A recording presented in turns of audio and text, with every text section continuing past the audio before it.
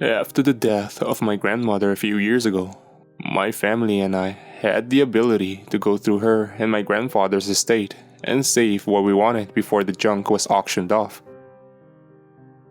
It is important to note that my grandfather worked for NASA through most of the 1980s and 1990s. I managed to find several boxes and a couple filing cabinets in the attic filled with old papers and tapes taken by my grandfather during his time in NASA.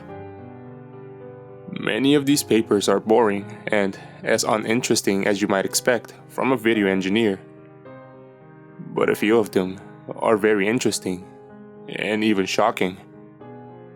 I have released a couple of these articles onto the web previously with marginal success. Nothing has happened to me so far, so I will continue to release them at a slow pace. The following is a transcript of an old VHS tape I found labeled Nadezdha in my grandfather's squiggly handwriting. For clarity, this conversation is between Jeffrey Tharins, a recently returned astronaut from the International Space Station, and a representative of an organization called the Somnus Contingency Committee, who is conducting the interview. The interview was taken in what appeared to be a file storage room. There were rows of 10 folders on shelves, a few loose papers on the floor, and plenty of outdated dingy fluorescent lighting that gave the room a slightly yellowish hue. A man walked in from off-screen and sat in the chair facing slightly off-camera to the left.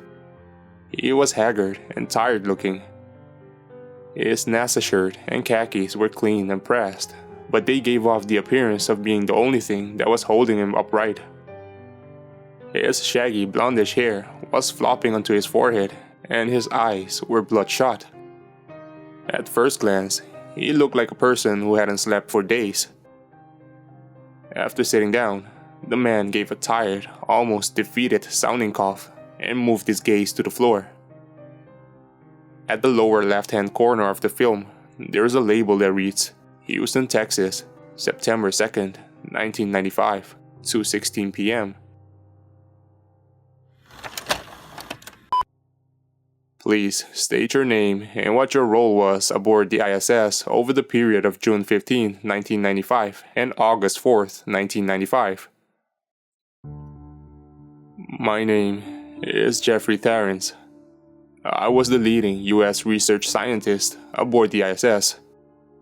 My field of study was to determine the effects of zero gravity on simple organisms and their viability for long-term space travel. Very good, Mr. Tharins. We have called you here today to shed some light on the so-called Nadezdha incident.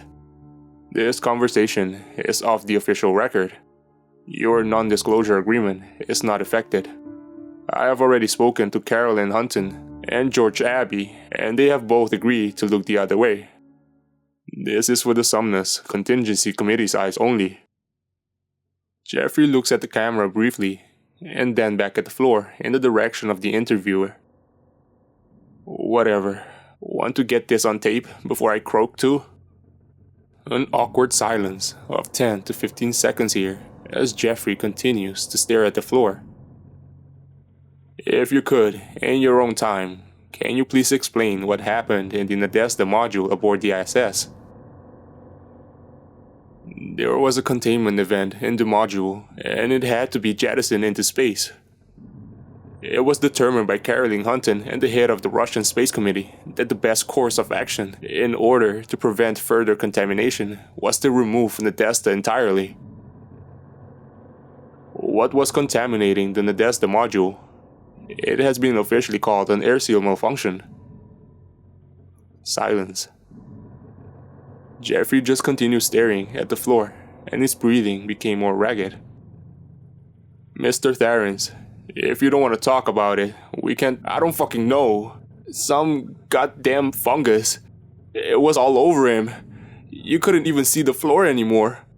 He watched us through the glass. He couldn't even fucking move anymore. But he watched us do it. Mr. Tharins, we don't have to go over this. Yes, we do. Yes, we fucking do. I don't know how much time is left. You know I don't have any option anymore. If it weren't for those pricks upstairs, I might have actually had a chance to... Jeffrey breaks off suddenly and begins to cough a dry, dusty cough that lasts for a few seconds. When he resumes talking, his voice has dropped in pitch and he sounds defeated. Let's just get this over with. I need to sleep. My throat is killing me. What fungus were you referring to? The Russians were studying the effects of radiation on crops, as I recall. They were, but they were also studying this new fungus that they found growing in Chernobyl. Per Artem, this stuff was actually able to eat excess radiation and use that to sustain or supplement itself, or something like that. He was primarily studying the effects of unfiltered solar radiation on samples taken from different locations around the incident site to see if the radiation in space had the same effect on the fungus. Artem?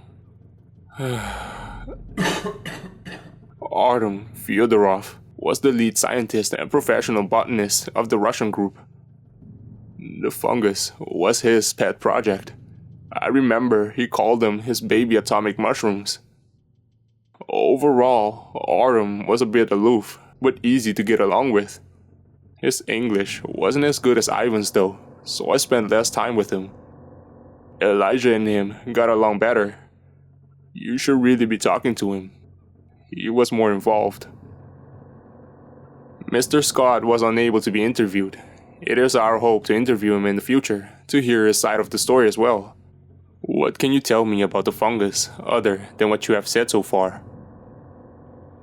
Not a whole bunch. It looked kind of like bunches of tiny black mushrooms. They filled the petri dishes that he had brought. Actually, from a distance, they looked kind of like a black carpet in the bottom of the petri dish. They were probably... He breaks off here, like he's reliving a memory. Mr. Tharens? Oh, sorry. They were probably only a centimeter or so in height, and smelled like any old mushroom to me. That's one of the things I'll never forget. The smell of that room when we found him. It should have smelled so much worse, but it only smelled like a cream of mushroom soup that was going bad. Anyway, there wasn't anything particular interesting about them that I can remember. A lot of my memories are kind of blurred together right now. I haven't exactly been sleeping particularly well since we got back. I'm sorry to hear that. Did you notice anything different about Artem in the days leading up to the incident? Not particularly. He was always pretty quiet and kept to himself. I would say that he was more quiet and aloof than usual, but he said that he was close to a breakthrough. If I remember right, he had a cough too, so none of us really complained that he was busier than usual. We didn't want to get sick either, but... He looks up at the interviewer, smiles dejectedly, and coughs again. But here we are. It's my understanding that Ivan Pornorov also survived the incident. Is that correct? Yeah, Ivan's here somewhere.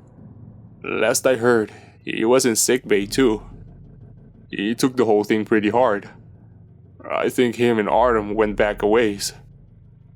Can you describe the events leading up to your discovery of the incident in the Nadezdha module? Take your time and please recount all the details that you can. Jeffrey appears to have gained some of his composure back at this point. He shifted slightly in his seat, cleared his throat, coughed decisively, and began. It was probably a couple weeks before anyone began to notice any changes in Artem. Over the course of that third week, Artem began to skip meals with the group occasionally and spent longer hours in his botany lab. He claimed that he kept getting distracted. He was also sick on and off. He attributed it to not enough sleep and poor nutrition. Artem claimed that he was getting close to a breakthrough, so neither Elijah or myself saw much of him in the weeks leading up to the incident. I do remember that he continually mentioned how well his atomic mushrooms were progressing. He went on for several minutes, one rare night over dinner, about how he believed that the radiation-eating properties of the fungus were actually acclimating to the solar radiation instead of the nuclear radiation they experienced in Chernobyl. Per his calculations, Artem believed that in a couple of days, his sample sizes will be large enough to start cross-pollinating and selectively breeding his fungus samples to be specialized for solar radiation. He began to become more and more absorbed in his work. The rare times that anyone would see him outside of his lab, he seemed distant, bored. For most of those final conversations, he mostly stared off into space and gave dejected, almost apathetic answers. His chronic illness from lack of sleep and not eating enough was also getting worse as well. He had visibly lost weight, and his voice was quiet and raspy. He also smelled, and his clothes were dingy. When he did pay attention, he seemed almost manic. Needless to say, Elijah and myself were a little put off, but Ivan reassured us that Artem was deeply invested in his projects, and with its rapid progression, his obsession was bleeding through slightly. Neither myself or Eli really liked that answer, but it really wasn't our place to say. I did my best to ignore the whole issue, and for a while, life settled into a routine. I nearly forgot about the unsettling presence that was Artem and his obsession. It was really Ivan that Sorry, this was over a couple of weeks. From what we were able to gather from Ivan's audio logs, he made it sound like this all happened suddenly. Jeffrey sends a slightly irritated look off camera to the left. That's what I was just about to say. It was really Jeffrey's voice breaks here, and he goes into a massive coughing fit. At the end of it, he wipes his mouth dejectedly, looks at his hand, grimaces, and wipes it on his navy blue NASA polo shirt. Can I get some water? All this talking is killing my throat. A voice says something from off camera, and Jeffrey gets up slowly and shambles off screen. He returns a moment later, holding an Aquafina water bottle, and takes up a ginger swallow. As I was saying, it was really Ivan who noticed that there was a problem. He came to us slightly panicked, saying that he hadn't seen Artem for a few days. Ivan was pretty sure that Artem wasn't leaving the lab at all anymore, and sometime over the last few days, he had put some sort of cover over the windows to keep us from looking in. Ivan kept trying to get into the lab, but Artem seemed to have blocked off the door somehow. Needless to say, we were all pretty worried and decided to try to force the doors open. When we got to the lab, we all tried yelling and knocking on the door with no success. No answer at all. After pushing for a while, with no success, we finally bum-rushed the door in, an effort to shake the barricade loose. It didn't work as well as we had hoped, but we did finally get some more progress. Jeffrey takes another slow sip of his water and tries to stifle a cough to no avail. I'll never forget the sound that door made when it finally opened. It made a ripping noise, kind of like a really thick, wet newspaper. Once it began to tear open, the door flew apart and the three of us went sprawling onto the floor. Jeffrey's eyes go blank and his voice fades out. His left knee begins to bounce slightly after a few seconds. Mr. Therens, are you okay? We can pick this up later if you need time to. You weren't fucking there, okay? You didn't see Artem. You didn't see the... Jeffrey's breathing begins to get ragged, and the bouncing in his knee stops and is replaced by him clenching and unclenching his hands. Mr. Therens? Mr. Therens? I think we can pick this up another... No! You made me relive this hell. You can be goddamn sure I'm only going to do it once. Besides, he begins coughing again. This time, it sounds wetter and more painful. He finishes the water bottle and sighs painfully before continuing. The lab was dark and cloudy. Everything, the walls and desks, even the lab equipment, was covered with a black carpet. Artem was nowhere that we could see. Lights were useless in the mess. The entire space of the lab was cloudy with what seemed like a fine gray dust that hung in the air and diffused the lights into a useless blob. After getting accustomed to the obscure lighting, we were finally able to make sense of the layout of the lab. Everything was where it normally was. It all seemed to be covered with that black carpet, the goddamn atomic mushrooms. As I was in the back, trying to determine where the growth started from, I heard Eli make a strangled noise and fall over, knocking stools and lab equipment to the ground. He vomited on the floor and himself and ran out of the lab. Ivan, as concerned as I was, ran after him, swirling the grey dust around the room. As both him and Eli ran out the door, I tried to run after them. But as I started, Artem's foot moved and tripped me too, and I fell into the central workspace. He coughs again, and it sounds even worse than last time. He wipes his hand on his shirt again, and grimaces. Growing into the wall, by the original mushroom samples, there was this vague, body-shaped form sitting on the floor against the wall. His feet were splayed out into the room, and his hands were limp at his sides. His mouth was wide open, but filled entirely with mushrooms that spilled out onto his chest and ran down onto his legs. The only movement at all was his eyes.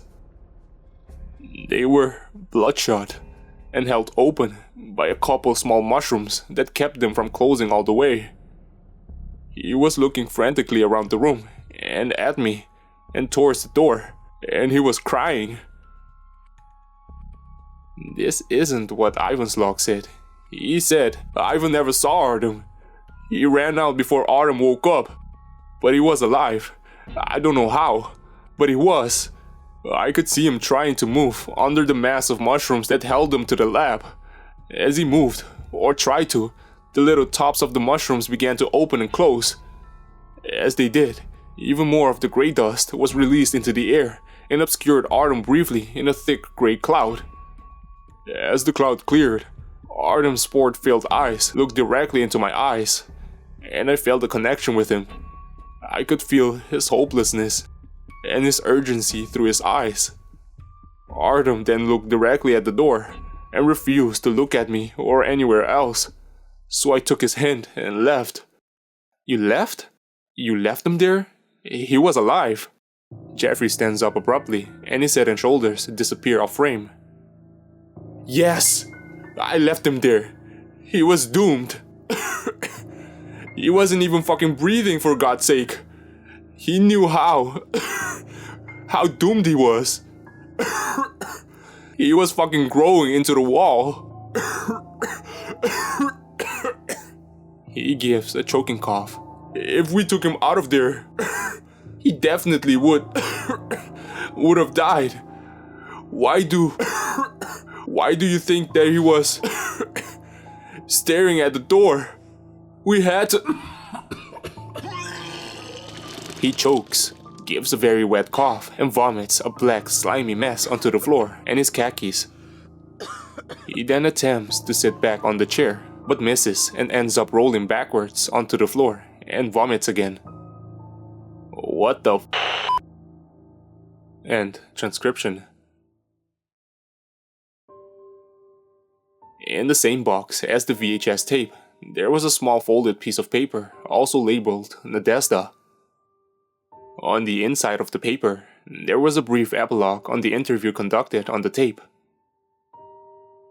Jeffrey Tharens, Elijah Scott, and Ivan Pornorov entered a level 5 quarantine beginning on September 4th, 1995. Jeffrey Tharens' condition deteriorated further shortly after the interview. He sat in a catatonic state for 46 hours after the end of the interview and ceased breathing due to the amount of radiotrophic mushrooms growing in his mouth and throat. Despite not being able to breathe, Mr. Theron's vital signs continued to be faint but stable. As the fungi continued to take hold of his body, they began to be transported in his bloodstream and poked through his skin in random locations. Throughout the entire process, Mr. Theron's appeared to be in minor discomfort and vaguely aware of his surroundings. He finally passed away in his sleep on April 23, 1997. His cause of death was determined to be a lack of local radiation for the mushroom colony, which was supporting his vital organs to feed on. His death happened shortly after he was relocated to a different containment facility without access to sunlight. Dr. Ivan Pornorov passed away at nearly the same time during a similar transference of facility, but Elijah Scott, as well as the film crew and interview team, remain alive at the time of writing this. They are similarly supported by the mushroom systems within their bloodstreams, but appear to be in reasonable health otherwise. Further updates to follow. May Somnus sleep until the nightmare is over. GWS Abbey, July 18, 1998.